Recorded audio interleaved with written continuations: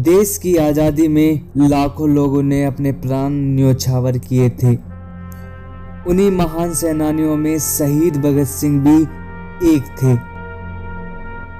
भगत सिंह इंसान के रूप में जन्मे और वो आज भी हमारे विचारों में जिंदा है।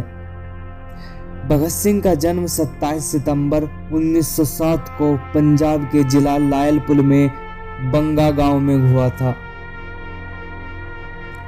भगत सिंह का परिवार स्वतंत्रता संग्राम में सक्रिय रूप से जुड़ा था। उनके पिता किशन सिंह और चाचा अजीत सिंह गदर पार्टी के सदस्य थे। परिवार के माहौल का भगत सिंह के मस्तिष्क पर बड़ा असर हुआ। बचपन से ही उनकी नसों में देशभक्ति की भावना कूट कूट कर भर गई। प्राइमरी शिक्षा पूर्ण करने के पश्चात भगत सिंह को 1916-17 में लाहौर के डीएवी स्कूल में दाखिला दिलाया गया। 13 अप्रैल 1919 को रोलेट एक्ट के विरोध में संपूर्ण भारत में प्रदर्शन हो रहे थे और इन्हीं दिनों जलियांवाला बाग हत्याकांड हुआ। इस हत्याकांड का समाचार सुनकर भगत सिंह लाहौर से अमृतसर पहुंचे। देश पर मर मिटने वाले शहीदों के प्रति श्रद्धांजलि दी तथा रक्त से भीगी मिट्टी को उन्होंने एक बोतल में रख लिया, जिससे हमेशा यह याद रहे कि उन्होंने अपने देश और देशवासियों के अपमान का बदला लेना है। सन 1920 में महात्मा गांधी के असहयोग आंदोलन से प्रभावित होकर 1921 में भगत सिंह ने स्कूल छोड़ दिया। असहयोग आंदोलन से प्रभावित छात्रों के लिए लाला लाजपत राय ने लाहौर में नेशनल कॉलेज की स्थापना की थी। इसी कॉलेज में भगत सिंह ने भी प्रवेश लिया। पंजाब नेशनल कॉलेज में उनकी देशभक्ति की भावना फलने फूलने लगी और इसी कॉलेज में ही यशपाल, भगत सिंह, सुखदेव आदि क्रांतिकारियों से संपर्क हुआ। जयचंद विद्यालंकर ये इनके पहले गुरु थे जिन्होंने इन्हें क्रांति की राह पर आगे बढ़ने में सहायता की। भगत सिंह के बड़े भाई जगत सिंह की अकाल मृत्यु हो जाने के कारण उनके विवाह की चर्चाएं चलने लगी। घर के लोग वंश को चलाने के लिए उनका विवाह शीघ्र करना चाहते थे। विवाह उनके मार्ग में बाधा लगी। इस चक्कर से वो बचने के लिए कॉलेज से भाग गए और दिल्ली पहुंचकर दैनिक समाचार पत्र अर्जुन में संवाददाता के रूप में कार्य किया। सन 1924 में उन्होंने कानपुर में दैनिक पत्र प्रताप के संचालक गणेश शंकर विद्यार्थी से भेंट की और इसी भेंट के माध्यम से वे बटुकेश्वर दत्त और चंद्रशेखर आजाद के संपर्क में आए। बटुकेश्वर दत्त से उन्होंने बांग्ला सीखी और हिंदुस्तान रिपब्लिक एसोसिएशन के सदस्य बने। भगत सिंह ने लाहौर में 1926 में नौजवान भारत सभा का गठन किया, परंतु मई 1930 में इसे गैर कानूनी घोषित कर दिया गया। 1927 के दिसंबर महीने में काकोरी केस के संबंध में राम प्रसाद बिस्मिल, आसफ उल्लाह खां, राजेंद्र लाहिड़ी और रोशन सिंह को फांसी दी गई। चंद्रशेखर आजाद अंग्रेजों के जाल में नहीं फंसे, वे अब भी आजाद थे। 1927 में दशहरे वाले दिन एक चाल द्वारा भगत सिंह को गिरफ्तार कर लिया गया और उन पर झूठा मुकदमा चलाया गया, परंतु वे भगत सिंह पर आरोप साबित नहीं कर पाए। उन्हें भगत सिंह को छोड़ना पड़ा। 8 और 9 सितंबर 1928 को क्रांतिकारियों की एक बैठक दिल्ली के फिरोज शाह के खंडहरों में हुई तथा भगत सिंह के परामर्श पर हिंदुस्तान रिपब्लिकन एसोसिएशन का नाम बदलकर हिंदुस्तान सोशलिस्ट रिपब्लिक एसोसिएशन रखा गया। सन 1919 से लागू शासन सुधार अधिनियमों की जांच के लिए फरवरी 1928 में साइमन कमीशन बम्बई पहुंचा। जगह जगह साइमन कमीशन के विरुद्ध विरोध प्रकट किया गया। 30 अक्टूबर 1928 को कमीशन लाहौर पहुंचा। लाला लाजपत राय के नेतृत्व में एक जुलूस कमीशन के विरोध में शांतिपूर्ण प्रदर्शन कर रहा था। भीड़ बढ़ती जा रही थी। इतने व्यापक विरोध को देखकर सहायक अधीक्षक सैंडर्स जैसे पागल हो गया था। उसने लाठी चार्ज करवा दी। लाला लाजपत राय पर लाठी के अनेकों वार किए गए और वे खून से लथपथ हो गए। भगत सिंह यह सब कुछ अपनी आंखों से देख रहे थे। 17 नवंबर 1928 को लाला लाजपत का देहांत हो गया। भगत सिंह का खून खोल उठा। वे बदला लेने के लिए तत्पर हो गए। लाला लाजपत राय की हत्या का बदला लेने के लिए हिंदुस्तान सोशलिस्ट रिपब्लिकन एसोसिएशन ने भगत सिंह, राजगुरु, सुखदेव, आजाद और जयगोपाल को यह कार्य सौंपा। इन क्रांतिकारियों ने सैंडर्स को मारकर लालाजी का मौत का बदला लिया। सैंडर्स की हत्या ने भगत सिंह को पूरे देश का एक प्रिय नेता बना दिया। इस अवसर पर जवाहरलाल नेहरू ने अपनी आत्मकथा में यह वर्णन किया है, भगत सिंह एक प्रतीक बन गए। सैंडर्स के कत्ल का कार्य तो भुला दिया, लेकिन चिन्ह शेष बना रहा और कुछ ही माह में पंजाब का प्रत्येक गांव और नगर तथा बहुत कुछ उत्तरी भारत उनके नाम से गूंज उठा। उनके बारे में बहुत से गीतों की रचना हुई और इस प्रकार उन्हें जो लोकप्रियता प्राप्त हुई वह आश्चर्यचकित कर देने वाली थी। अंग्रेज सरकार से बचने के लिए भगत सिंह ने अपने केस और दाढ़ी कटवाकर, पैंट पहनकर और सिर पर हैट लगाकर वेश बदला। अंग्रेजों की आंखों में धूल झोंकते हुए कलकत्ता पहुंचे और कलकत्ता में भगत सिंह कुछ दिन रहने के उपरांत वे आगरा गए। हिंदुस्तान समाजवादी गणतंत्र संघ की केंद्रीय कार्यकारिणी की एक सभा हुई, जिसमें पब्लिक सेफ्टी बिल तथा डिस्प्यूट्स बिल पर चर्चा हुई। इनका विरोध करने के लिए भगत सिंह ने केंद्रीय असेंबली में बम फेंकने का प्रस्ताव रखा। साथ ही उन्होंने यह भी कहा कि बम फेंकते समय इस बात का ध्यान रखा जाए कि किसी व्यक्ति के जीवन की कोई हानि न हो। बटुकेश्वर दत्त भगत सिंह के सहायक बने। 8 अप्रैल 1929 को दोनों निश्चित समय पर असेंबली में पहुंचे।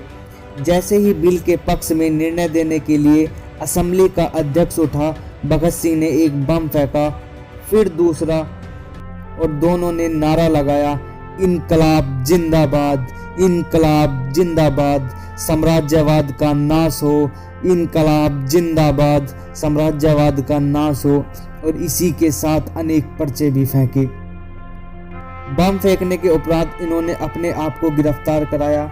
इनकी गिरफ्तारी के उपरांत अनेक क्रांतिकारियों को पकड़ लिया गया, जिनमें सुखदेव, जयगोपाल तथा किशोरीलाल शामिल थे।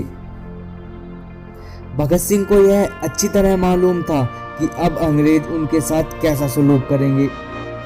12 जून 1929 को सेशन जज ने भारतीय दंड संहिता की धारा 307 तथा विस्फोटक पदार्थ अधिनियम की धारा 3 के अंतर्गत इन्हें आजीवन कारावास की सजा दी। अंग्रेज शासकों ने नए तरीके द्वारा भगत सिंह और बटुकेश्वर दत्त को फंसाने का निश्चय किया। इनके मुकदमे को ट्रिब्यूनल के हवाले कर दिया। 5 मई 1930 को पुंछ हाउस लाहौर में मुकदमे की सुनवाई हुई और इसी बीच आजाद ने भगत सिंह को जेल से छुड़ाने की योजना भी बनाई। परंतु 28 मई को भगवती चरण बोहरा, जो बम का परीक्षण कर रहे थे, वे घायल हो गए तथा उनकी मृत्यु हो जाने के बाद यह योजना सफल नहीं हो पाई। अदालत की कार्यवाही लगभग 3 महीने तक चलती रही। 26 अगस्त 1930 को अदालत का कार्य लगभग पूरा हो गया था। अदालत ने भगत सिंह को भारतीय दंड संहिता की धारा 129, 302 तथा विस्फोट पदार्थ अधिनियम की धारा 4 तथा 6F तथा भारतीय दंड संहिता की धारा 120 के अंतर्गत अपराधी सिद्ध किया तथा 7 अक्टूबर 1930 को 68 पृष्ठीय निर्णय दिया, जिसमें भगत सिंह, सुखदेव तथा राजगुरु को फांसी की सजा दी गई। लाहौर में धारा 144 लगा दी गई। इस निर्णय के विरुद्ध नवंबर 1930 में प्रिवी परिषद में अपील दायर की गई, परंतु यह अपील 10 जनवरी 1931 को रद्द कर दी गई। विभिन्न समाचार पत्रों में भगत सिंह और राजगुरु एवं सुखदेव की फांसी की सजा के विरुद्ध अपनी पुरजोर आवाज़ बुलंद की। हस्ताक्षर अभियान चलाए गए। यहाँ तक कि इंग्लैंड की संसद के निचले सदन में कुछ सदस्यों ने भी इस सजा का विरोध किया। गांधी और इरविन समझौते के समय प्रत्येक भारतवासी, कांग्रेसी, गैर कांग्रेसी, सबकी नज़र उनकी ओर लगी हुई थी। परंतु तत्कालीन परिस्थिति यह दर्शाती है कि गांधी जी ने इस ओर कोई विशेष कोशिश नहीं की। गांधी जी के इस व्यवहार के प्रति आज़ाद हिंद फौज के जनरल मोहन सिंह ने लिखा है, वह भगत सिंह को फांसी चढ़ाने से बचा सकते थे। यदि उन्होंने राष्ट्रीय वीर की रिहाई को राष्ट्रीय प्रश्न बना लिया होता तो पूरा राष्ट्र कुर्बानी के लिए तैयार था। पिस्तौल और पुस्तक भगत सिंह के दो परम विस्मरणीय मित्र थे। जेल में बंदी जीवन में जब पिस्तौल छीन ली जाती थी तब पुस्तक पढ़कर वे अपने समय का सदुपयोग करते थे। जेल में पुस्तकें पढ़ते पढ़ते वे मस्ती से झूम उठते थे। भगत सिंह की फांसी का समय प्रातःकाल 24 मार्च 1931 निर्धारित हुआ था, पर सरकार ने डर के मारे 23 मार्च को शाम 7:30 बजे उन्हें कानून के विरुद्ध एक दिन पहले प्रातःकाल की जगह संध्या में तीनों देशभक्त क्रांतिकारियों को एक साथ फांसी देने का निश्चय किया। जेल अधीक्षक जब फांसी लगाने के लिए भगत सिंह को उन्हें लेने उनकी कोठरी में पहुंचा तो उसने कहा, सरदार जी, फांसी का वक्त हो गया है, आप तैयार हो जाइए। उस समय भगत सिंह लेनिन की जीवन चरित्र को पढ़ने में तल्लीन थे। उन्होंने कहा, ठहरो, एक क्रांतिकारी दूसरे क्रांतिकारी से मिल रहा है, और फिर वे जेल अधीक्षक के साथ चल दिए। सुखदेव और राजगुरु को भी फांसी स्थल पर लाया गया। भगत सिंह ने अपनी दाईं भुजा राजगुरु के बाईं भुजा में डाल दी और बाईं भुजा सुखदेव की दाईं भुजा में डाल दी। क्षण भर तीनों रुके और तब यह गुनगुनाते हुए फांसी पर झूल गए, दिल से निकलेगी ना मरकर भी वतन की उल्फत, मेरी मिट्टी से भी खुशबुए वतन आएगी। परंतु ब्रिटिश सरकार के इन देशभक्तों पर किए जाने वाले अत्याचार का भी खात्मा नहीं हुआ था। उन्होंने इन शहीदों के मृत शरीर को एक बार फिर अपमानित करना चाहा। उन्होंने उनके शरीर को टुकड़ों में विभाजित किया। उनमें अभी भी जेल के मुख्य द्वार से बाहर लाने की हिम्मत नहीं थी। वे शरीर के उन हिस्सों को बोरियों में भरकर रातों रात चुपचाप फिरोजपुर के पास सतलज के किनारे जा पहुँचे। मिट्टी का तेल छिड़क कर आग लगा दी गई, परंतु यह आंधी की तरह फिरोजपुर से लाहौर शीघ्र पहुँच गई। अंग्रेजी फौजियों ने जब देखा कि हजारों लोग मसाले लिए उनकी ओर आ रहे हैं तो वे वहां से भाग गए। तब देशभक्तों ने उनके शरीर का विधिवत दाह संस्कार किया।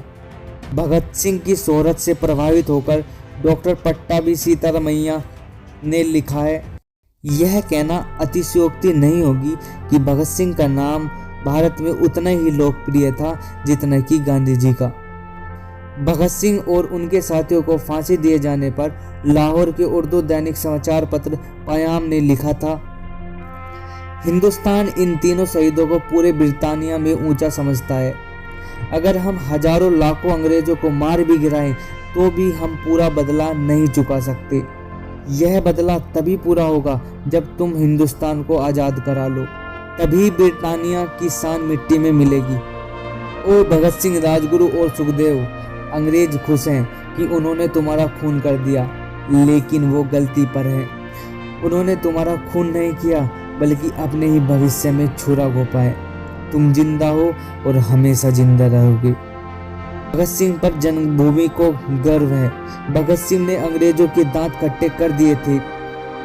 इन्होंने अपनी जवानी सहित सारी जिंदगी देश के लिए समर्पित कर दी। दोस्तों, तो हमें कमेंट में ज़रूर बताइए कि कैसी लगी आपको ये भगत सिंह की बायोग्राफी। उम्मीद करता हूँ कि ये वीडियो आपको पसंद आई होगी। मिलते हैं नेक्स्ट वीडियो में, तब तक के लिए नमस्कार, जय हिंद।